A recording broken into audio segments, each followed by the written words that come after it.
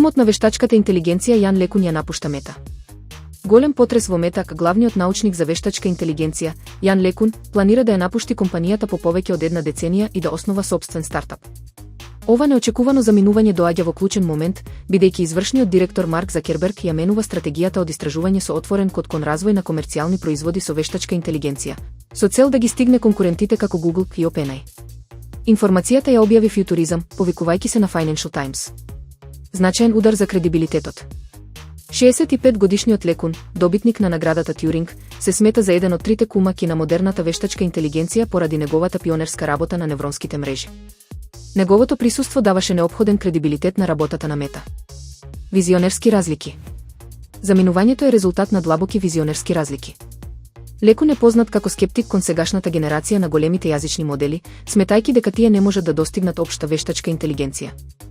Тој се залага за создавање светски модели кои го разбираат тридимензионалниот свет преку учење од физички податоци, а не само од јазик.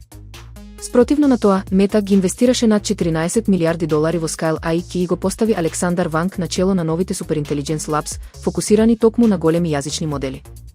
На крајот, Лекун беше принуден да му поднесува извештај на 28-годишниот Ванг, што јасно ги нагласи новите комерцијални приоритети на компанијата.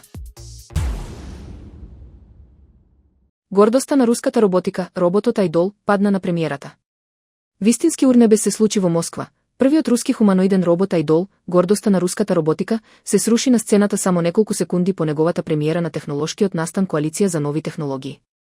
Неуспешно мафтање. На снимките се гледа како роботот на компанијата Идол се сопнува на сцената додека свири музиката од филмот Роки.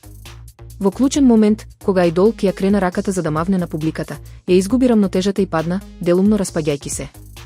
Иноваторите се обидоа брзо да го кренат, но набрзо се откажаа и го покрија со црна ткаенина. Ткаенината се заплетка во роботот, кој неконтролирано се движеше по подот, претворајќи ја премиерата во тотален хаос. Демонстрација на недостатоци. Роботот беше промовиран како способен да извршува 3 човечки функции: одење, манипулирање со предмети и комуникација со луѓе.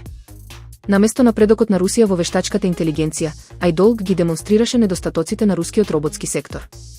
На неговата втора изведба, која ја објави државната новинска агенција ТАСС, роботот беше прикачен на механизам за поддршка со јаже околу вратот за да се држи исправен, а оштетените делови од рамката беа се уште видливи. Според извештаите, иноваторите привремено го отстраниле роботот од јавна изложба додека ги проценуваат неговите системи за рамнотежа.